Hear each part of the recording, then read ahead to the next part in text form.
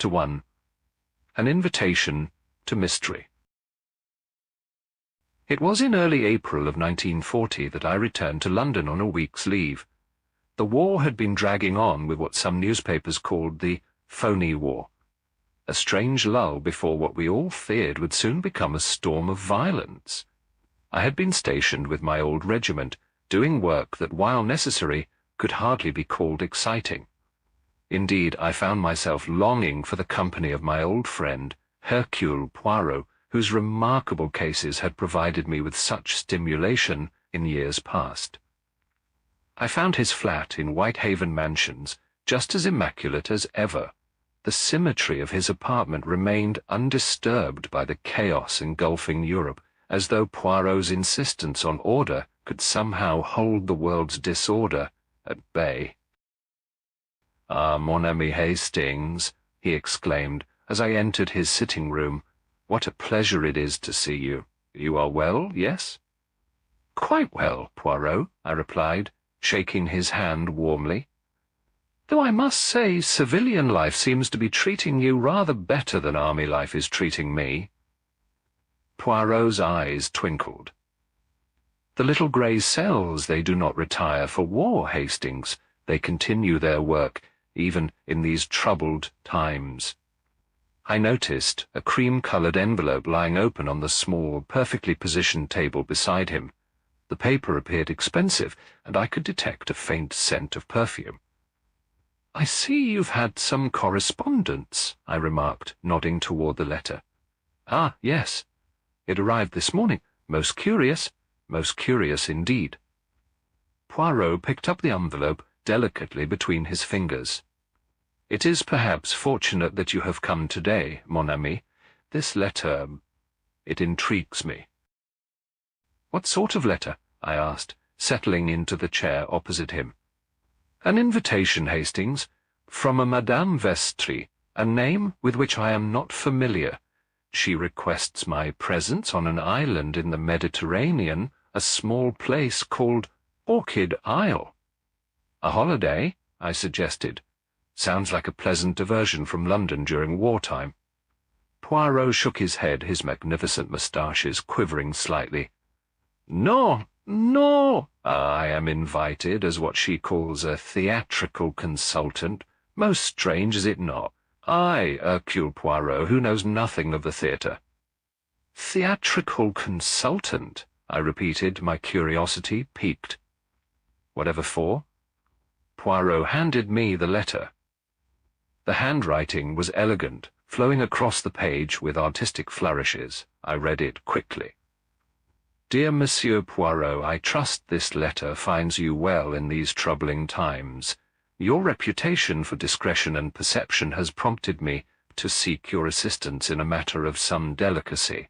I am assembling a company of once distinguished theatrical performers for a private production at my estate on Orchid Isle. The nature of this production requires not only artistic talent, but also the keen eye of someone who understands human nature in all its complexities. I would be honored if you would join us as a theatrical consultant. Your fee will be substantial, £500, with all expenses covered. The engagement would last no more than 2 weeks. Enclosed, you will find information regarding travel arrangements and a list of my other guests. I trust their names will assure you of the serious nature of this undertaking. With sincere anticipation, Madame Elise Vestris." I turned to the second page, which listed 5 names, each vaguely familiar to me from theatre programs or newspaper columns of years past. "Do you know any of these people, Poirot?" "Not personally, no, but their reputations, they precede them." Poirot's fingers formed a steeple beneath his chin. "Eleonora Valli, once a great soprano. Victor Lambert, the playwright who was recently accused of espionage. Heinrich Keller, the illusionist who suffered that terrible accident. Daisy May, who rose from chorus girl to lady when she married Lord Haviland. And Timothy Forsyth, who managed the Grand Imperial Theatre until that scandal with the investors' money." "Not exactly at the height of their careers, are they?" I observed. "Precisement, Hastings. They are, each one, performers whose stars have fallen. Yet this Madame Vestris brings them together for what she calls a grand theatrical comeback. It is curious. Are you going to accept? Poirot's eyes gleamed. The little grey cells, they are stimulated by this puzzle. Why should this woman, whom I do not know, request my presence for such an event? And why these particular performers, each with their own shadow hanging over them? Perhaps it's exactly as she says, a comeback attempt. Perhaps. Poirot did not sound convinced. But why now, with Europe at war? Why on a remote island? And why request the presence of Hercule Poirot, who knows nothing of theatrical productions? I had to admit his questions were valid. There was something peculiar about the invitation. Well, I said, I suppose you'll have to decline. My leave is only for a week, and I couldn't possibly— But you could, mon ami, Poirot interrupted. I have taken the liberty of making inquiries. Your Colonel Barrington owes me a favour from that business in 36. He has agreed to extend your leave should you wish to accompany me. I stared at him in astonishment. You've already accepted? Not yet, but I shall. And you, Hastings, you shall come with me to this Orchid Isle. We shall discover what comedy or tragedy this Madame Vestris intends to stage. I felt a familiar thrill of anticipation. Whatever awaited us on Orchid Isle, I was certain it would be no ordinary theatrical engagement. As Poirot carefully folded the invitation and returned it to its envelope, I noticed how the late afternoon sun caught the silver gleam in his meticulously groomed hair. War had changed many things, but Hercule Poirot remained eternally himself, precise, methodical, and insatiably curious about the mysteries of human behavior. The telegram accepting Madame Vestris' invitation was sent that very afternoon, setting in motion events that would lead us to one of the strangest and most dangerous cases of Poirot's career. Chapter 2. The Players Assemble. Our journey to Orchid Isle took us first to Marseille, and from there aboard a sleek private yacht sent specifically for our transportation. The Mediterranean was mercifully calm, though the same could hardly be said for the rest of Europe. As we sailed farther from the mainland, I noticed how Poirot gazed thoughtfully back at the receding coastline. "Strange, is it not, Hastings," he remarked, "to travel toward pleasure while so many flee from danger?" I had to agree. There was something faintly disquieting about our expedition, luxurious though our accommodations were. The island revealed itself gradually through the morning mist, a dramatic silhouette rising from the sea, crowned with what appeared to be a magnificent villa set among terraced gardens. As we drew closer, I discerned a natural harbour, where our yacht was skilfully piloted to a small but well-maintained pier. "Villa Thespis," announced our captain, gesturing upward. "Madame's residence. Transport awaits you." Indeed, a motor car of impressive proportions stood at the end of the pier, beside which stood a tall, angular woman, dressed in severe black, her hair pulled back in a tight bun that seemed to stretch the very skin of her face. "Monsieur Poirot, Captain Hastings," she greeted us in a voice as crisp as newly starched linen. "I am Miss Larch, Madame Vestris's personal secretary. Welcome to Orchid Isle." "Thank you, mademoiselle," Poirot replied with a slight bow. "Madame Vestris herself, she does not come to greet us?" Something flickered across Miss Larch's austere features. Irritation, perhaps, or unease. "Madame is indisposed this morning. She extends her apologies and looks forward to meeting you at dinner. In the meantime, I am to show you to your accommodations and introduce you to the other guests as they arrive." The villa proved even more impressive at close range, a harmonious blend of Mediterranean architecture and theatrical flourishes. Columns flanked the entrance, while stone masks of comedy and tragedy watched over the main doors. Our rooms were adjacent, and impeccably appointed, with balconies overlooking the sea. After refreshing ourselves, Poirot insisted we explore the grounds, ostensibly to admire the gardens, but I suspected equally to familiarize himself with the layout of the property.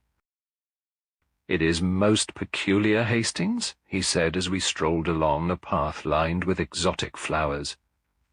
"This island, this villa, they have been prepared with great expense and attention to detail, yet for a theatrical production, during wartime. Perhaps this Madame Vestry is extraordinarily wealthy," I suggested. "Perhaps," Poirot conceded, though his tone remained sceptical. "Ah, observe. I believe we are about to meet one of our fellow guests." A woman had emerged onto a terrace above us. Even from a distance, she commanded attention, tall, statuesque, with silver-streaked dark hair, dramatically arranged. She wore a flowing robe of peacock blue and gestured expansively as she surveyed the gardens. "Eleanora Valley," Poirot murmured. "The soprano. Her Tosca at Covent Garden in '26 was said to be transcendent." We made our way toward the terrace, but before we could reach it, the peace of the afternoon was shattered by a sharp, angry voice. "My arrangements were quite specific. This simply will not do." The speaker was a man of medium height, with a scholar's stoop, gesticulating furiously at Miss Larch, who had appeared from within the villa. "Mr. Lambert," she replied coolly, "all accommodations have been assigned by Madame Vestry herself. I'm afraid I cannot authorize any changes." "Cannot or will not?" demanded Lambert. His face was flushed with anger, but I noticed how quickly he composed himself when he became aware of our presence. "Ah, new arrivals. How delightful!" Miss Larch seized the opportunity for introductions. "Mr. Victor Lambert, may I present Monsieur Hercule Poirot and Captain Hastings?" Lambert's demeanor changed instantly, his irritation replaced by intense curiosity. "The detective? How extraordinarily interesting. I wasn't aware we were to have a sleuth among us. Tell me, Monsieur Poirot, are you here professionally or as a patron of the arts?" "I am invited as a theatrical consultant," Poirot replied mildly. Lambert's eyebrows shot up. "Are you indeed? How fascinating. I wasn't aware you had expertise in the field." "Nor was I," Poirot admitted with a slight smile. A peal of laughter interrupted us, bright, musical, and somehow calculated in its spontaneity. A woman appeared at the top of the garden steps, dressed in the height of fashion despite the remote location. Her blonde hair was arranged in elaborate curls, and diamonds glittered at her throat and ears. "Victor, darling, don't be tiresome," she called. "If Madame wants a detective to consult on her production, who are we to question it? Perhaps she is planning a mystery play." "Daisy May, I presume," I whispered to Poirot. "Lady Haviland now," Poirot corrected softly as the woman descended toward us. She extended a gloved hand first to Poirot, then to me.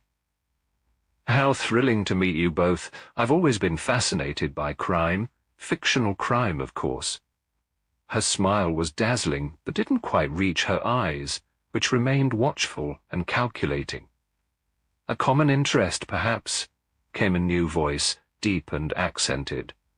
A man appeared on the path behind us, leaning heavily on an ornate cane. The criminal mind and the theatrical mind, they are not so different, no? Both require imagination, planning, a certain flair for the dramatic. "Heinrich Keller," the newcomer introduced himself with a slight bow that seemed to cause him pain. "Once I made elephants vanish and beautiful women float in mid-air. Now, as you see, I struggle merely to walk without assistance." "An accident, I believe?" Poirot inquired politely. A shadow crossed Keller's face. "A miscalculation. In my profession, precision is everything. One mistake." He snapped his fingers. "Catastrophe." "Speaking of catastrophes," Eleanora Valley had descended to join our growing assembly. "Has anyone seen Timothy? I understand he was meant to arrive this morning." "Mr. Forsyth's boat was delayed," Miss Larch informed us. "He should be arriving shortly. In the meantime, refreshments are being served on the main terrace." As we made our way there, I found myself studying our companions with growing interest. Each maintained a polished veneer of conviviality, yet beneath it I sensed currents of tension. Valley and Lambert studiously avoided addressing each other directly. Keller watched the others with an illusionist's attentive gaze, and Lady Haviland, Daisy May, flitted between groups with practiced charm that nonetheless felt carefully calculated. Poirot, I noticed, observed it all with his characteristic blend of courtesy and penetrating attention. Only once did he lean toward me to whisper, "Note well, mon ami, how each speaks of their arrival. The details they do not quite align." Before I could ask what he meant, a commotion at the entrance to the villa heralded the arrival of our final guest. Timothy Forsyth burst onto the terrace with the energy of a man half his age, booming greetings and apologies in equal measure. "Dreadful business with the boat. Mechanical failure, they said, though I have my suspicions." He pumped my hand vigorously, then Poirot's. "Forsyth's the name. Timothy to friends, of which I hope to count you both before our little adventure concludes." Despite his jovial manner, I noticed how the other guests received him with varying degrees of restraint. Something lay beneath the surface of these relationships, old rivalries perhaps, or secrets shared. The Mediterranean sun began its descent toward the horizon, bathing Villa Thespis in golden light. As yet there was no sign of our mysterious hostess, Madame Vestry.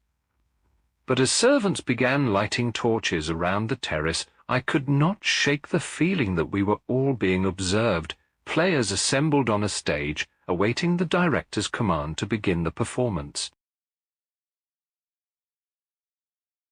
Chapter 3. Rehearsals and Revelations. Dinner that first evening at Villa Thespis was a sumptuous affair, though the promised appearance of Madame Vestris did not materialize. Instead, Miss Larch informed us that our hostess was indisposed and would meet us the following day. I noted how Poirot's eyebrows rose fractionally at this announcement, though he made no comment. The conversation flowed as freely as the excellent wine, yet beneath the surface pleasantries I sensed undercurrents of tension. Eleanora Valley dominated much of the discussion with theatrical anecdotes, while Victor Lambert offered sardonic commentary that occasionally bordered on rudeness. Timothy Forsyth laughed too loudly at every quip, and Lady Haviland Daisy flirted indiscriminately with all the men present, including Poirot, who received her attentions with amused tolerance. Only Heinrich Keller remained somewhat aloof, watching the others with the calculating gaze of a chess player anticipating his opponent's moves. "Tell me, Miss Larch," Poirot inquired as dessert was served, "what precisely does Madame Vestry envision for this theatrical revival? Surely the performers must prepare." Miss Larch nodded stiffly. "Indeed, Monsieur Poirot. Each guest will receive their individual instructions tomorrow morning. Madame has prepared personalized portfolios. The theatre has been fully restored for your use." "A theatre? Here on the island?" I asked, surprised. "Villa Thespis was built by an eccentric Italian count with a passion for drama," Forsyth explained. "Commissioned his own private playhouse, complete with all the modern trappings, must have cost a fortune."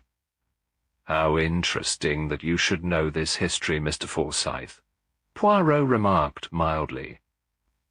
A moment of discomfort crossed Forsyth's florid features. "Oh, well, one hears things in theatrical circles. Fascinating property. Quite famous in certain quarters. Perhaps you might enlighten us further on the morrow when we see this theatre," said Poirot. "For now I find myself rather fatigued from our journey." The following morning brought another disappointment for those eager to meet our elusive hostess. Breakfast arrived with sealed envelopes for each guest, delivered by servants who seemed to materialize and vanish with practiced discretion. "Instructions," announced Miss Larch, who supervised the distribution. "Madame requests your presence in the theatre at 11 o'clock, after you have reviewed your materials." My envelope contained only a polite note, suggesting I might enjoy exploring the island while the performers worked. Poirot, however, received a substantial portfolio bound in blue leather. In the privacy of his room, he showed me its contents, detailed notes on each performer's career, strengths and weaknesses, along with specific observations Madame Vestry wished him to make during rehearsals. "Most strange, Hastings," he murmured, examining the meticulous handwriting. "These notes, they are extraordinarily thorough, yet they focus less on artistic qualities than on character. What do you mean?" Poirot indicated a passage about Eleanor Valley. "Note how she responds when her authority is challenged. Observe whether she still favors her right side when under pressure." "Curious instructions for a theatrical consultant," I admitted. "Indeed, and observe," he pointed to another section, "these remarks about Victor Lambert. His temperament when criticized may prove illuminating. Watch his hands during confrontational scenes. Perhaps she's concerned about managing difficult personalities." "Perhaps," Poirot conceded, though his expression remained thoughtful. "Come, mon ami, let us see this famous theatre." The theatre within Villa Thespis exceeded all expectations. We entered through ornate double doors into a perfect miniature of a grand European opera house, complete with plush velvet seating, a sweeping balcony, and elaborate box seats flanking the stage. Despite its modest size, it could seat perhaps 80 patrons. No expense had been spared in its construction or restoration. Victor Lambert stood center stage, gesticulating emphatically as he examined the script in his hand. "This is preposterous. These aren't revival pieces. This is entirely new material, and frankly, beneath my talents." "Beneath your talents, or beyond them?" inquired Eleanor Valley, with a poisonous smile as she swept past him to examine her own portfolio. Now, soothed Forsyth, "let's maintain professional standards. I'm sure Madame Vestris has her reasons." "Her reasons remain as mysterious as the lady herself," remarked Keller, who had settled himself in the front row, his damaged leg stretched before him. "I find myself wondering whether she exists at all." Lady Haviland gave a theatrical gasp. "Heinrich, what a suggestion!" "Is it so outlandish?" Keller replied with a shrug. "We are summoned to a remote island by an unknown patron who fails to appear. We receive instructions from a secretary and servants who volunteer nothing. Does none of this strike you as orchestrated?" An uncomfortable silence followed his words. "Well, I, for one, am delighted to be here," Lady Haviland declared, breaking the tension with practiced ease. "My portfolio contains a charming dramatic monologue, quite flattering to my particular skills." "Mine appears to be a one-act play," said Lambert, still frowning at his script. "Something vaguely allegorical involving masks and mistaken identities. Derivative, if you ask me." "How fascinating," said Poirot, moving to center stage. "Each of you has received different material." The performers exchanged glances of surprise. "You mean yours isn't a scene from La Traviata?" Valley asked Lady Haviland, who shook her head. "And yours isn't a dramatic recitation of The Hollow Men?" Forsyth inquired of Lambert. "Curiouser and curiouser," murmured Keller, his eyes narrowing. "It seems we are not mounting a single production at all, but 5 separate performances." Despite this confusion, rehearsals proceeded throughout the day. Poirot observed attentively, occasionally making notes in a small notebook. I found myself equally fascinated by the performers, and by Poirot's reactions to them. He seemed particularly interested when Keller mentioned offhandedly that he had adapted his illusionist skills to accommodate his injury. "The accident that caused your disability," Poirot inquired delicately, "it occurred during a performance, yes?" A shadow crossed Keller's face. "A spectacular failure of engineering and trust, Monsieur Poirot, one I do not care to revisit. It was during the evening gathering in the villa's magnificent library that the first genuine crack appeared in the performer's carefully maintained veneer of civility." Forsyth, somewhat loosened by brandy, made a casual reference to that dreadful business in Paris that caused Lambert to stiffen visibly. "I'd thank you not to resurrect ancient history, Timothy," Lambert said coldly. "Ancient? Hardly ancient." "6 years ago hardly constitutes ancient," Forsyth replied with a dismissive wave. 6 years or 60, some subjects are better left undisturbed," snapped Lambert.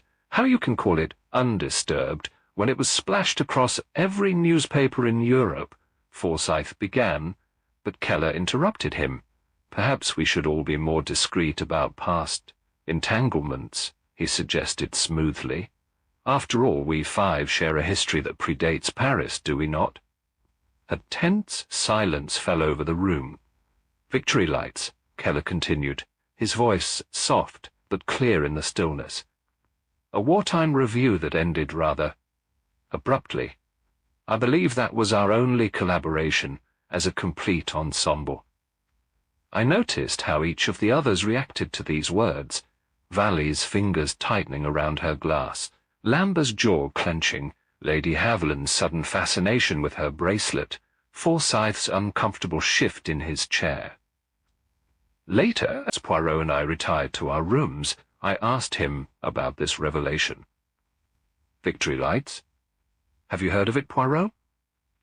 "Non, mon ami, but clearly it holds significance for our theatrical friends." Poirot's expression was thoughtful, as he straightened his cufflinks with meticulous precision. "And significance, Hastings, is what we must seek among these curious instructions and unspoken histories. For I am beginning to suspect that Madame Vestry has assembled her cast not for a theatrical revival, but for a very different kind of performance altogether."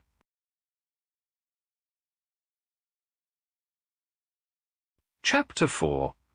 Death Takes the Stage. The next day brought a flurry of activity to Villa Thespis. Miss Larch announced at breakfast that the evening would feature a private performance, a dress rehearsal of sorts, to which all were expected to contribute. Elaborate costumes had been prepared, and would be delivered to each performer's room by midday. "And Madame Vestry?" inquired Poirot, delicately dabbing his lips with a napkin. "Will she grace us with her presence this evening?" Miss Larch's expression remained impassive. "Madame will observe the performances and make her decision regarding the grand revival thereafter." "Most irregular," muttered Lambert, slicing his egg with surgical precision. "Preparing without direction, performing without adequate rehearsal. It's artistic sabotage." "Oh, do stop complaining, Victor," said Lady Haviland, with a tinkling laugh that didn't reach her eyes. "One might think you're afraid to perform." Lambert's face flushed. "I fear nothing except mediocrity, Daisy. Something you've never had cause to worry about, as you've never risen above it." "Children, children," Forsyth intervened jovially, though I noticed a certain tightness around his mouth. "Save the drama for the stage, eh?" Throughout the day, Poirot and I observed the increasingly tense preparations.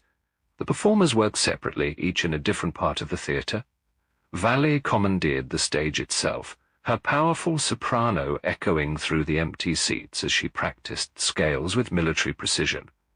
Lambert paced in the green room, muttering lines under his breath with increasing agitation. Keller had somehow arranged a small workroom behind the stage where he tinkered with various objects I couldn't identify, while Lady Haviland flitted between locations, ostensibly seeking advice, but seeming more intent on gathering intelligence on her colleagues' preparations. Forsyth, meanwhile, had assumed an unofficial role as master of ceremonies, coordinating with the staff and making arrangements for lighting and sound. I found his energetic efficiency somewhat suspicious.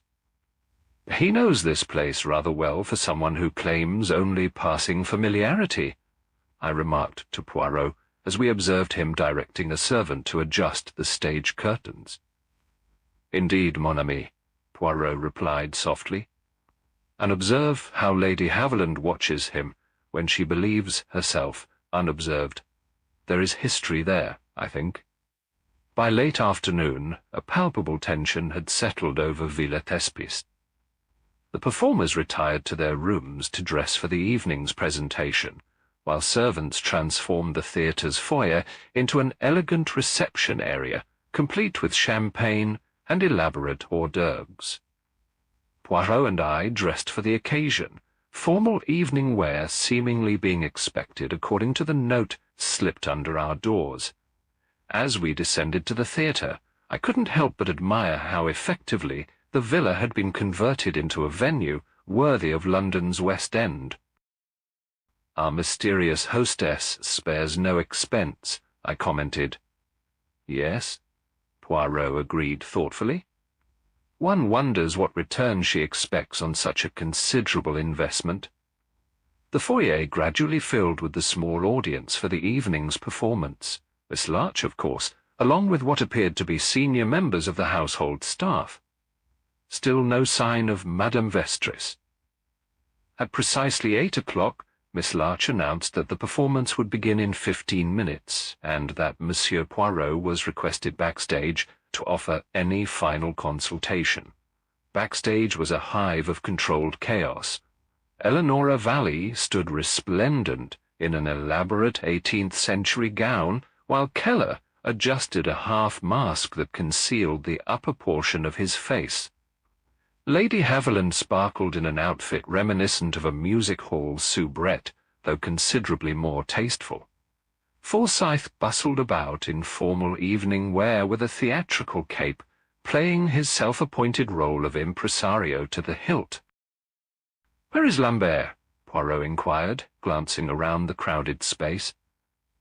"In his dressing-room, still primping," Forsyth replied with a dismissive wave. "Prima donna tendencies, I'm afraid. Someone ought to fetch him. We begin in 10 minutes. "I shall go," offered Poirot smoothly. "Perhaps you would accompany me, Hastings?" I confess I am not entirely familiar with the backstage layout. We made our way through the narrow corridor lined with dressing rooms. Lambert's door was at the far end, a paper star bearing his name affixed to it in theatrical tradition. Poirot knocked briskly. "Monsieur Lambert? The performance commences shortly." Silence. He knocked again, more firmly. "Monsieur?" When no response came, Poirot tried the handle. The door was unlocked and swung open at his touch. The scene that greeted us caused me to inhale sharply. Lambert sat at his dressing table, slumped forward, his upper body sprawled across the surface. Most horrifying was his face, or rather, what covered it. A grotesque theatrical mask had been forced over his features, a leering, demonic visage that seemed to mock the stillness of the body beneath it. "Mon Dieu," whispered Poirot. He stepped forward cautiously, 2 fingers extending to touch Lambert's wrist. After a moment, he looked up at me and shook his head slightly. "Hastings, remain here. Permit no one to enter. I shall inform Miss Larch that there has been an incident." But events overtook Poirot's plan. A scream pierced the air. Eleanora Valley stood in the doorway, her hands pressed to her mouth, eyes wide with horror. "Victor," she gasped. "Oh, my God!" Within moments the narrow corridor filled with people. Lady Haviland turned deathly pale and had to be supported by Forsyth, whose own face had lost its ruddy colour. Keller alone remained composed, though his eyes narrowed as he surveyed the scene with clinical detachment. "Nobody touch anything," Poirot commanded, his voice cutting through the chaos. "Hastings, secure the door. Miss Larch, I must ask you to contact the mainland authorities immediately." "Impossible," she replied, her usual composure shaken but not destroyed. The storm! Indeed, I realized with a start that the faint rumbling I had attributed to stage machinery was in fact thunder. At some point during our preparations for the evening, a Mediterranean storm had blown in, and now rain lashed against the windows of the corridor. "No boats will risk the crossing until it passes," Miss Larch continued. "We are isolated until morning at the earliest." "Then we are also isolated with a killer," said Keller softly, his accented voice cutting through the shocked silence that followed Miss Larch's announcement. I saw Poirot bend to examine something clutched, in Lambert's lifeless hand, a torn scrap of paper that he carefully extracted without disturbing the body's position. He glanced at it briefly before slipping it into his pocket, his expression giving nothing away. The evening's theatrical performance had been cancelled, replaced by a darker, unscripted drama. As I looked at the faces around me, shock, horror, fear, and, in at least one case, a curious calculation, I realized that the mysterious Madame Vestris had indeed assembled a company for a performance. But the entertainment she sought was clearly of a more sinister nature than any of us had anticipated. Chapter 5. The Second Act. The hours following Lambert's murder passed in a blur of controlled chaos. Poirot took charge with quiet authority, requesting that the body remain undisturbed until morning when, weather permitting, proper authorities could be summoned. He supervised the locking of the dressing room, pocketing the key himself after a thorough examination of the scene. "We shall convene in the library," he announced to the shaken company. "There are questions that must be asked, and information that must be shared." The storm continued to rage outside, wind howling around the corners of Villa Thespis like some primeval beast. Inside, the grand library with its towering bookshelves and leather armchairs offered a facade of civilization that felt terribly fragile in the face of murder. Forsyth poured brandies with a hand that trembled slightly. Lady Haviland sat unnaturally still, her usual animation replaced by a waxen pallor. Keller had positioned himself near the fireplace, his damaged leg extended before him, his expression unreadable. Eleanora Valley paced the room like a caged lioness, pausing occasionally to sip from a glass of water, declining anything stronger with a sharp gesture of refusal. "Let us begin with the facts as we know them," said Poirot, standing before the fireplace. Monsieur Lambert was discovered dead at approximately 10 minutes before 8 o'clock. He had been costumed for the evening's performance, yes? "Yes," confirmed Forsyth. "I saw him earlier in full dress. He wore a period costume, 18th century, like Eleanora's. Rather splendid, actually." "And the mask?" Poirot inquired. "Was that part of his costume?" An uncomfortable silence fell over the room. "Not that particular mask," Keller finally said. "There were several masks prepared for the performance. They were laid out on a table backstage, but the one on Lambert's face was distinctive." "How so?" I asked. "It was from my personal collection," Keller explained. "A reproduction of a traditional demon mask from Japanese No theatre. I brought it as a potential prop, but decided against using it. It was in my workroom, not with the other costume elements." Poirot's eyebrows rose slightly. "So the killer specifically selected this mask? Interesting. Are we certain it was murder?" asked Lady Haviland, her voice barely above a whisper. "Mightn't it have been some sort of accident?" "The mask was forced onto his face with considerable pressure, madam," Poirot replied gently but firmly. And there are other indications of violence that make accident impossible. He was strangled, stated Valley flatly. I saw the marks on his neck when they removed the mask. Poirot shot her a sharp glance, but did not contradict her. Instead, he turned to Miss Larch, who stood rigidly by the door. Mademoiselle, the time has come for candour. Who is Madame Vestris?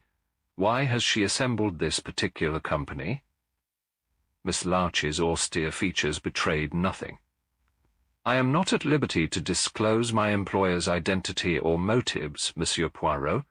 I can only assure you that a theatrical revival was indeed the purpose of this gathering. A revival of what precisely? Poirot pressed. Last night, Monsieur Keller mentioned a production called Victory Lights. Perhaps you would all be good enough to enlighten me about this shared history. The four remaining performers exchanged glances laden with meanings I could not decipher. It was a wartime review, Forsyth finally explained, his usual bonhomie subdued. 1917, a morale-boosting production for troops and dignitaries. We five were the principal performers. It was meant to be the highlight of my early career, added Lady Haviland with unexpected bitterness. Instead, it became a footnote, a disaster barely remembered except by those of us who lived through it. A disaster? Poirot prompted. The final performance was never completed, said Keller, his voice carefully neutral. There was an incident. A young actress died, Valley interjected bluntly.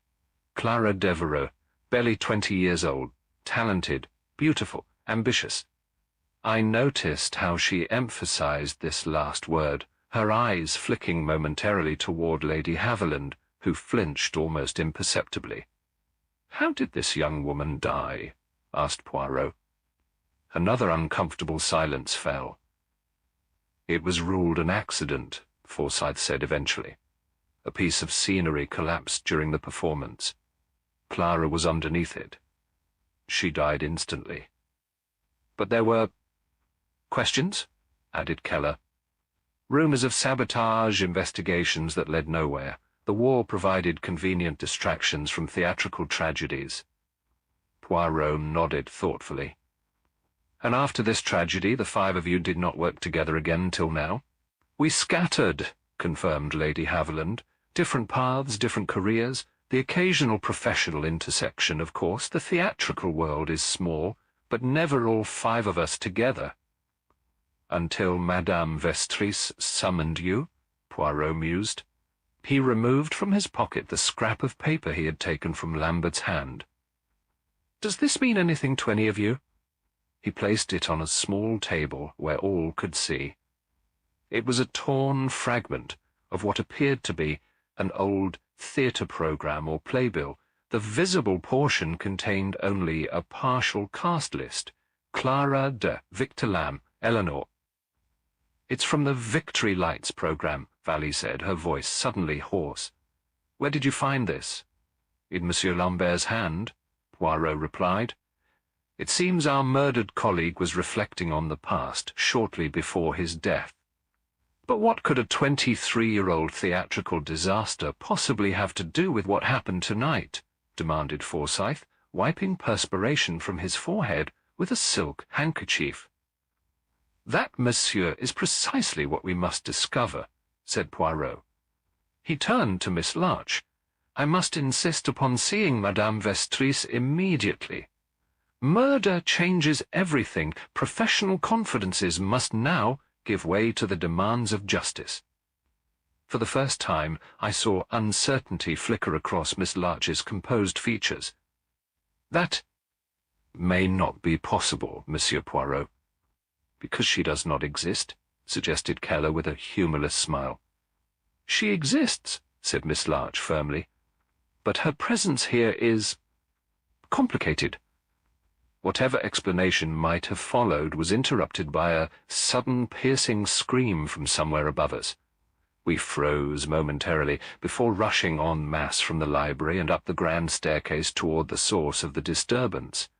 A maid stood trembling at the entrance to the lighting balcony that overlooked the theatre, a narrow walkway accessible from the villa's second floor, used to adjust and maintain the elaborate stage lighting. "There!" she gasped, pointing through the open door. "Madame Valley! I saw her go in earlier to retrieve something, but now—" Poirot pushed past gently, but firmly. I followed close behind, and together we stepped onto the narrow iron balcony that ran the width of the theatre. A figure lay sprawled across the walkway, the distinctive peacock blue of Eleonora Valley's evening gown, unmistakable even in the dim emergency lighting.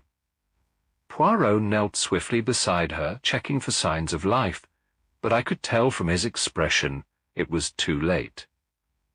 Eleonora Valley, the once great soprano, lay dead, her body positioned in a grotesque parody of a marionette, with limbs at unnatural angles. "Mon Dieu," Poirot murmured, looking up at the cut rope dangling from the railing above where someone had clearly sabotaged the safety barrier. "It appears our killer has staged a second act." Behind us, Lady Haviland's voice rose in hysteria. "First Victor, now Eleonora! We're being picked off one by one."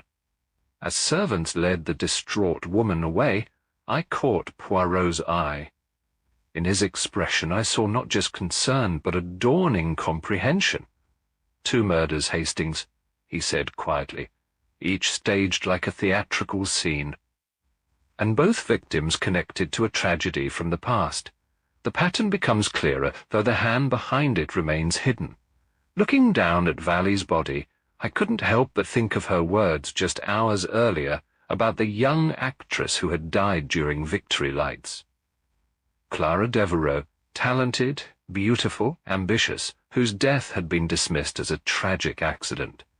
I wondered what secrets lay buried in that long-ago performance, secrets perhaps worth killing to keep concealed. Chapter 6. Behind the Masks. Dawn broke over Orchid Isle with deceptive serenity. The storm had passed during the night, leaving behind a washed clean sky and sparkling Mediterranean waters that seemed to mock the darkness that had descended upon Villa Thespis. 2 murders within hours of each other had transformed our theatrical retreat into a nightmare from which there was no immediate escape. Miss Larch informed us at a subdued breakfast that a boat had been dispatched to the mainland to summon authorities, but rough seas in the storm's aftermath meant help would not arrive until afternoon at the earliest. "Until then," said Poirot, accepting a cup of perfectly prepared hot chocolate, "we must continue our own investigation. The killer will not wait politely for the official authorities to arrive, n'est-ce pas?" The 3 remaining performers picked at their food in tense silence. Lady Haviland had abandoned any pretense of flirtatious vivacity. Her face was drawn, her eyes darting nervously between her companions. Forsyth's usual bonhomie had deflated like a punctured balloon, leaving behind a man who looked suddenly older and distinctly afraid. Only Keller maintained his composure, methodically consuming his breakfast with the same detached precision with which he had observed the previous night's events. "Monsieur Poirot," Miss Larch said, breaking the uncomfortable silence, "Madame has instructed me to provide you with any assistance you require." "Ah, so Madame Vestris does indeed exist and is aware of our situation," said Poirot, his eyebrows rising. "Most interesting. And might we now have the pleasure of meeting this mysterious lady?" Miss Larch hesitated. "Madame regrets that personal contact remains impossible at present. However, she has authorized me to grant you complete access to all areas of Villa Thespis and to answer any questions within my knowledge." "Then perhaps you would be good enough to accompany us to the theatre after breakfast," Poirot suggested. "There are certain aspects of both crime scenes I wish to examine in daylight." The theatre felt different in the harsh light of morning, smaller, somehow, and less magical. The crime scenes had been preserved as Poirot had instructed. Lambert's dressing room remained locked, and the lighting balcony where Valley had met her death was cordoned off with a length of velvet rope scavenged from the lobby. "I should like to examine Monsieur Lambert's script," Poirot announced, "the one he was rehearsing yesterday." Miss Larch produced a key to a small storage room adjacent to the stage. All performance materials were kept here when not in use. Inside, neatly labelled shelves contained the individual portfolios prepared for each performer. Poirot retrieved Lambert's and began to leaf through it with methodical care. "Most interesting," he murmured after several minutes. "This is not merely a theatrical piece, but a very specific recreation. Observe, Hastings." He showed me a page containing stage directions. The scene described a masked performer confronting another character with revelations about a past betrayal, culminating in the accused dropping dead upon the revelation. "Rather like what happened to Lambert himself," I remarked. "Precisely. And look here." Poirot turned to another section, where stage directions called for a character to fall from a great height, arranged like a puppet whose strings have been cut. "Good Lord," I whispered, "just like Valley." "Indeed. Now let us see what was planned for the others." Poirot reached for Keller's portfolio, then Lady Haviland's, and finally Forsyth's. Each contained scenes that described deaths with disturbing similarity to actual theatrical disasters or accidents from the performers' pasts, though none, surprisingly, referenced victory lights directly. "So the killer is following the script," I said. "Not precisely following, mon ami, but adapting it most creatively." Poirot carefully replaced the portfolios and locked the storage room. "Now I think it is time we examined the hidden room you discovered this morning." Following a tip from one of the servants, I had stumbled upon a small chamber concealed behind a sliding panel in the theatre's green room. Poirot had been with Keller at the time, questioning him about the Japanese mask used in Lambert's murder. The hidden room proved to be a sort of shrine to theatrical memorabilia. Faded playbills, yellowed newspaper clippings, and photographs in tarnished frames covered the walls. A glass case contained costume pieces and small props, each labelled with meticulous care. "Look," I said, pointing to a section of wall dedicated entirely to victory lights. Programs, reviews, and production photographs were arranged in chronological order, culminating in sensational newspaper headlines about a theatrical tragedy and "Young actress killed in freak accident." Poirot studied the display carefully, his eyes narrowing at a cast photograph. "Observe, Hastings, there are our 5 performers, much younger, of course, and this, I presume, is the unfortunate Mademoiselle Devereux." The photograph showed a strikingly beautiful young woman with dark hair and luminous eyes, standing slightly apart from the main group as though she had been added to the arrangement as an afterthought. "A talented ingénue, according to these reviews," I noted, scanning the clippings. "And one who died most inconveniently," added Poirot, "just as her star was ascending." We continued our examination, paying particular attention to the newspaper accounts of Clara Devereux's death. According to the reports, a heavy piece of scenery had broken loose during the final performance, crushing the young actress before a horrified audience of military officers and dignitaries.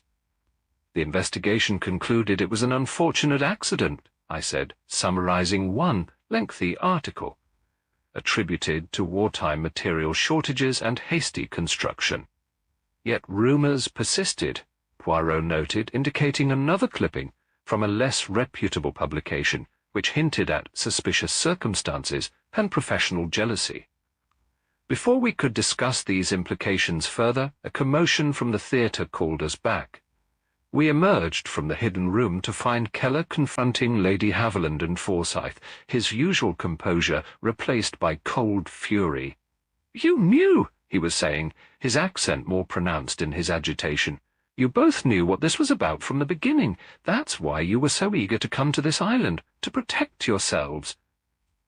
"That's absurd," sputtered Forsyth. "I had no idea." "Liar!" Keller brandished a sheaf of papers. "I found these in Lamber's suitcase. He was writing a play, a true account of what happened to Clara. He was going to expose all of us." "I think," Poirot intervened smoothly, "that now is the time for complete candor. Let us return to the library where we may be comfortable. It seems Monsieur Lambert had another script, one not provided by our mysterious Madame Vestry. The library, with its imposing shelves and leather armchairs, once again became our impromptu interrogation room. Keller placed Lambert's manuscript on the table before us.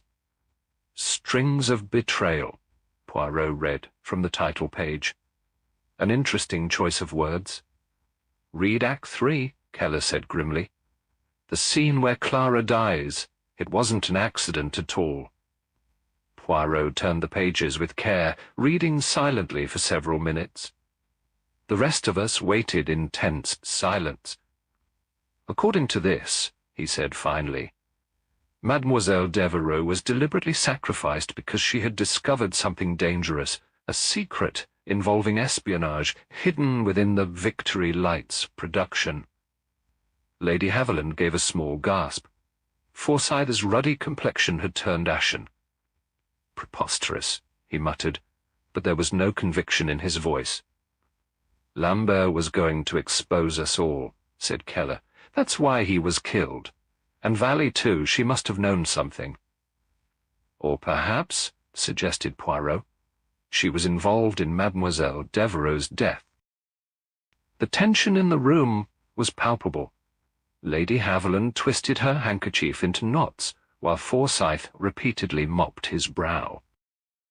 Keller watched them both with the cold, calculating gaze of a predator. "I believe," said Poirot, "that we are dealing with a most theatrical form of justice, or revenge. Our mysterious host has restaged Victory Lights with a very different ending in mind." At that moment, Miss Larch entered, with a silver tray bearing a small, cordial glass. "Mr. Keller, your midday medicine," she announced. Keller took the glass with a nod of thanks, downing the contents in a single swallow before returning his attention to Lambert's manuscript.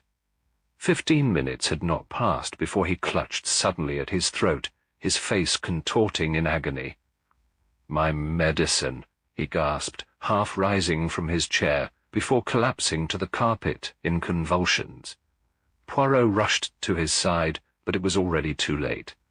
Heinrich Keller's eyes stared sightlessly at the ceiling, his body grotesquely twisted in death.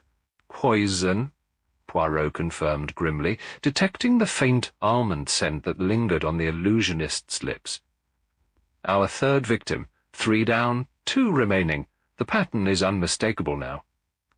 As servants removed Keller's body, I noticed Lady Haviland and Forsyth exchange a look of pure terror. Whatever secrets lay buried in their shared past, they now understood that someone was methodically eliminating everyone connected to Clara Devereux's death one by one in scenes scripted with macabre theatrical precision. Chapter 7. The Forgotten Performance. 3 murders within 24 hours had transformed Villa Thespis into a house of shadows. The remaining guests moved cautiously through its elegant corridors, starting at unexpected sounds and avoiding darkened corners. Lady Haviland had taken to carrying the small silver letter opener, while Forsyth never ventured anywhere alone.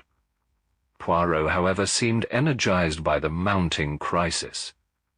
He spent the afternoon meticulously examining every document related to Victory Lights, occasionally making notes in a small black notebook. I had rarely seen him so absorbed. "Hastings," he said as late afternoon sunlight slanted through the library windows, "I believe the authorities will not reach us until tomorrow." The boat sent to the mainland has reported engine trouble, most convenient for our killer, n'est-ce pas? You think it was sabotage? It would be consistent with the careful planning evident in everything else. Poirot tapped his pencil against his notebook.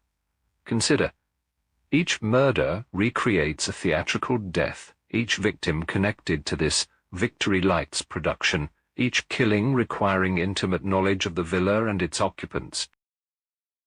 Then you believe Madame Vestris is responsible? Ah, the mysterious Madame. Poirot's eyes gleamed. I have been giving her considerable thought, and I believe it is time we spoke with Miss Larch again, more forcefully this time. We found the secretary in a small office adjacent to the entrance hall, methodically sorting correspondence as though 3 murders were merely minor inconveniences in her orderly world. Miss Larch, Poirot began without preamble, 3 people have died.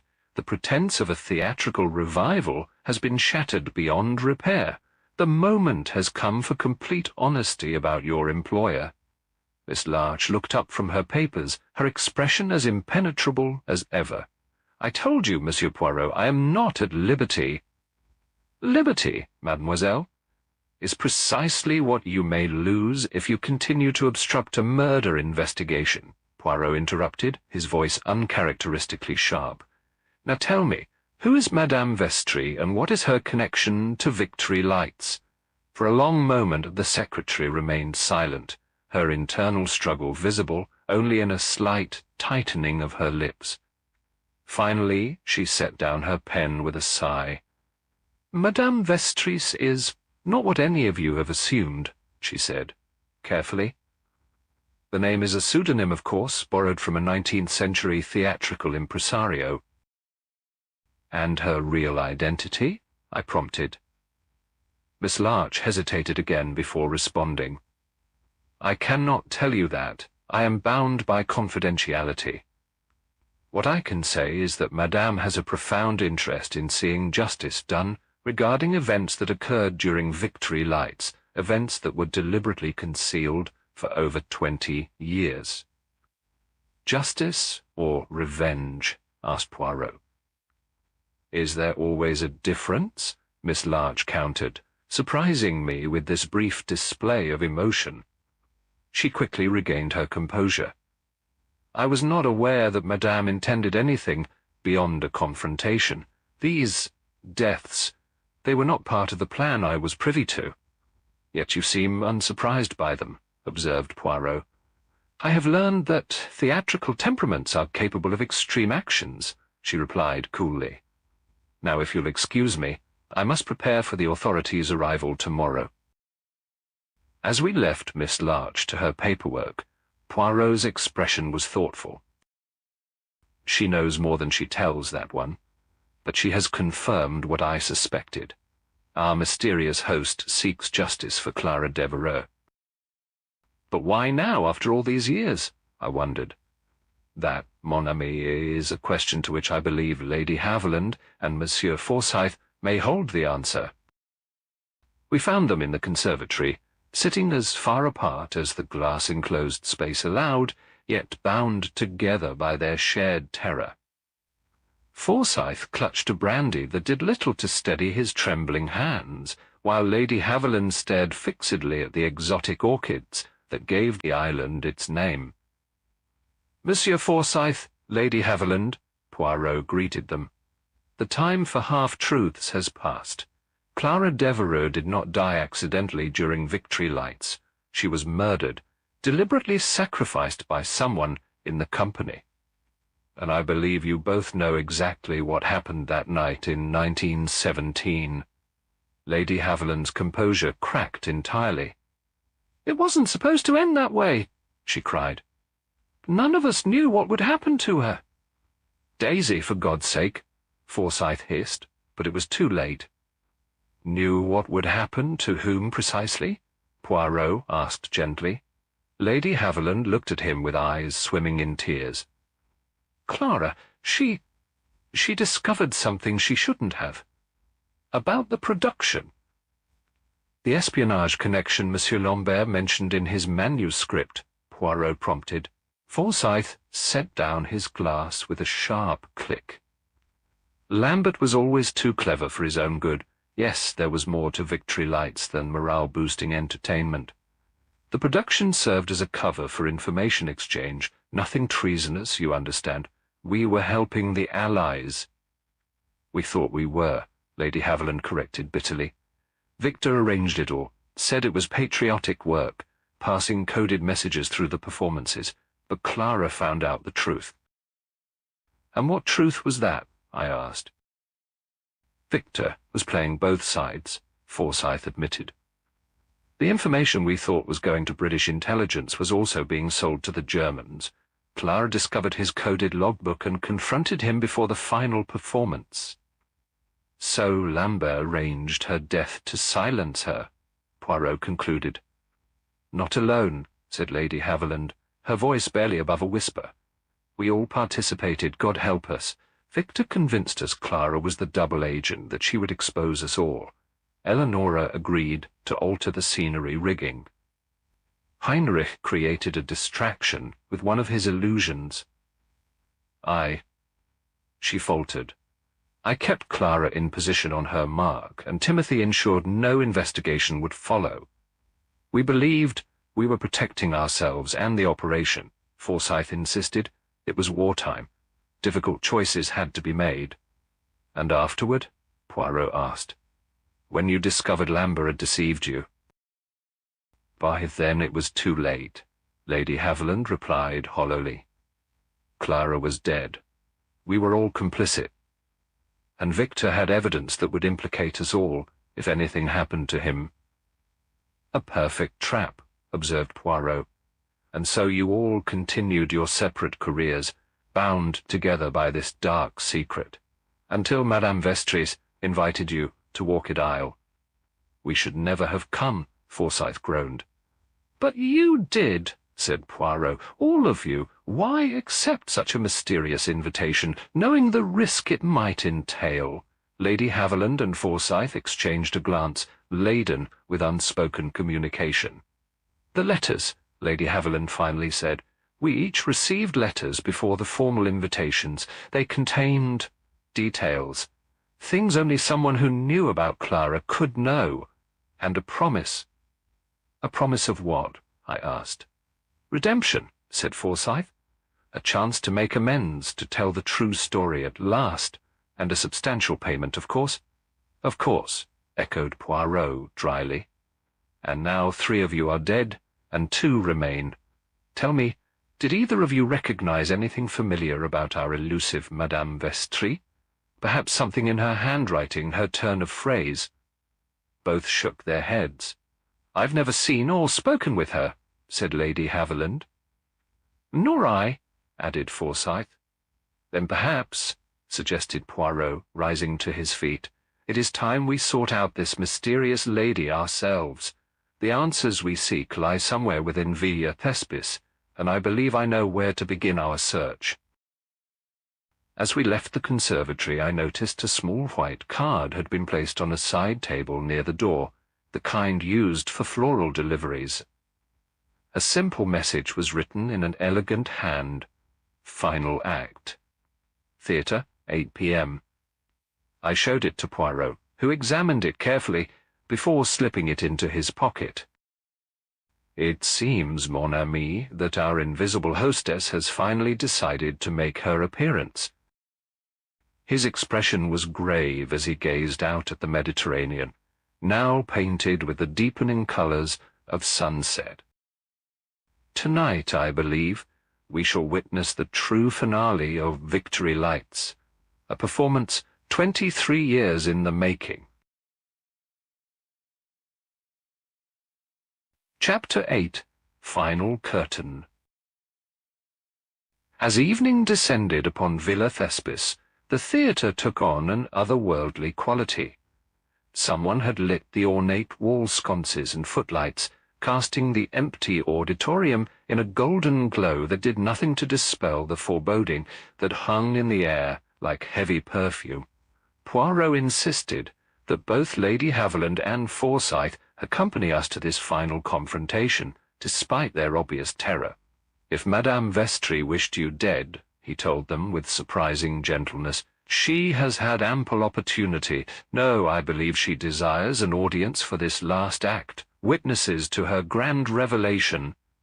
Revelation of what? Forsyth asked, his once robust voice reduced to a whisper. Of truth, monsieur, replied Poirot, the one thing that has been absent from this island since our arrival. We entered the theatre precisely at 8, finding it empty save for Miss Larch, who stood centre stage beside a covered easel. Welcome to the final performance, she greeted us, her voice echoing slightly in the hushed space. Please be seated in the front row. Where is Madame Vestris? Demanded Lady Haviland, clutching her small silver letter opener like a talisman. All will be revealed in due course, Miss Larch replied. Once we were seated, she removed the cloth from the easel, revealing a portrait of Clara Devereux, the same beautiful young woman from the Victory Lights promotional materials, but painted with such skill and intimacy that she seemed almost alive in the theatrical lighting. You may recognize this portrait, said Miss Larch. It hung in the London home of Edward Devereux until his death 3 years ago. Clara's father, murmured Forsyth. He never recovered from her death. Indeed not, confirmed Miss Larch. He spent his fortune searching for answers, hiring detectives, following leads, all while maintaining his theatrical career as a means to stay close to those he suspected. It consumed him utterly. Edward Devereux, Poirot mused. I believe he was known for character roles and theatrical management, a respected figure in London theatre circles. Yes, said Miss Larch, and also the original owner of Villa Thespis. A gasp escaped Lady Haviland. Edward owned this place? I had no idea. Few did, replied Miss Larch. He purchased it through intermediaries in 1919, renovated it extensively, yet never visited. It was his contingency plan, the place where justice would eventually be served. And you, mademoiselle? Poirot inquired gently. What is your role in this drama? Miss Larch's severe features softened almost imperceptibly. I was Edward's assistant for 20 years, his confidant, the keeper of his records and eventually his executor. So there is no Madame Vestris, I said, finally understanding. Oh, but there is, Miss Larch corrected me. She turned to face the wings. You may join us now. From the shadows emerged a slender figure in an elegant evening gown, a woman perhaps in her late 30s, with dark hair swept up in a classic style. Her features, partially obscured by a delicate half-mask, nonetheless struck me with their familiarity. My God, breathed Forsyth, half rising from his seat. It cannot be. Clara, whispered Lady Haviland, her face draining of colour. The woman removed her mask, revealing a face that bore a striking resemblance to the portrait, though marked by time and experience. Not quite, she said, her voice cultured and controlled. I am Elise Devereux. Clara was my sister. Poirot nodded slowly, as though confirming a long-held suspicion. The younger sister mentioned in Edward Devereux's biographical notes. You would have been, what, 16 at the time of Victory Lights? 15, she corrected. Too young to understand fully what happened, but old enough to recognize that the official story of Clara's accident was a lie. My father devoted his life to uncovering that lie. I devoted mine to seeing justice done. By becoming a murderer yourself? I asked. Elise Devereux fixed me with a penetrating gaze. I have murdered no one, Captain Hastings. I arranged for 5 guilty people to confront their past. What happened thereafter was the result of their own actions and choices. You deny responsibility for the deaths of Lambert, Valley, and Keller? Poirot inquired. I provided the stage, she replied. Nothing more. And yet, said Poirot, each death followed exactly the pattern laid out in the personalized scripts you provided. Each murder recreated a theatrical death from the victim's past performances, a mask for Lambert, a fall for Valley, poison for Keller. Theatrical justice, Elise acknowledged, but I was not the executioner. No? Poirot raised his eyebrows. Then who, madam, orchestrated these elaborately staged murders? Elise smiled sadly. Haven't you guessed? The same people who orchestrated my sister's death 23 years ago. They have been eliminating each other, monsieur, just as they eliminated Clara.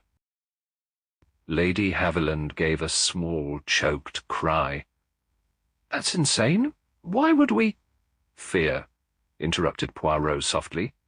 Fear of exposure, of prosecution, of disgrace. Each of you received letters before the formal invitations, letters containing evidence of your involvement in Clara's murder. Each believed the others had also been threatened with exposure, and each decided that preemptive action was the only solution. Forsyth's face had gone ashen. You can't possibly believe— Lambert moved first, continued Poirot relentlessly. He prepared to eliminate those who could testify against him, but someone anticipated him. Someone who recognized the telegram that summoned me to this island was written in Lambert's distinctive style, not in Madame Vestris's hand at all. I wondered about that discrepancy, I admitted. Valley realized Lambert intended to betray them all, said Poirot, so she acted first, using the theatrical mask from Keller's collection to frame him. But Keller was equally suspicious and arranged for Valley's accident on the lighting balcony. Meanwhile, Lady Haviland, or should I say Daisy May, prepared the poisoned cordial that claimed Keller's life. "This is outrageous," protested Lady Haviland, rising to her feet. "You have no proof." "On the contrary," said Poirot, "I have the evidence from each crime scene, the distinctive scent of your perfume on the mask used to kill Lambert, the silk thread from Keller's costume caught on the cut rope of the lighting balcony, and your fingerprints, Lady Haviland, on Keller's medicine bottle, not just from delivering it today, but from when you introduced the poison last night." A tense silence fell over the theatre. "A perfect circle of murder," said Elise Devereux quietly. "Just as they silenced Clara to protect their secret, they have now silenced each other. I merely provided the opportunity," and observed. "And Monsieur Forsyth?" asked Poirot. "What was to be his theatrical end?" "I believe he intended to escape," said Elise. "The boat that reportedly developed engine trouble. It was sabotaged by Mr. Forsyth himself, who planned to repair it secretly and flee before the authorities arrived." Forsyth's composure finally shattered. "What else could I do?" he cried. "We were being hunted. Lambert was writing that damned play to expose us all. Valley was negotiating with a publisher for her memoirs. Keller had become obsessed with setting things right before he died. It was only a matter of time before one of them cracked." "So you accepted the invitation to Orchid Isle?" said Poirot, seeing it as an opportunity to eliminate all threats at once. "I never intended—" Forsyth began, but Lady Haviland's brittle laugh cut him off. "Oh, stop pretending, Timothy. You're no better than the rest of us." She turned to Poirot with a strange dignity. "We did kill Clara Devereux, and yes, we have been killing each other, exactly as she says. What happens now?" "Now," said Poirot, "justice takes its course. The authorities will arrive tomorrow. The evidence will be presented. The truth of both Victory Lights and the events of the past 2 days will finally be known."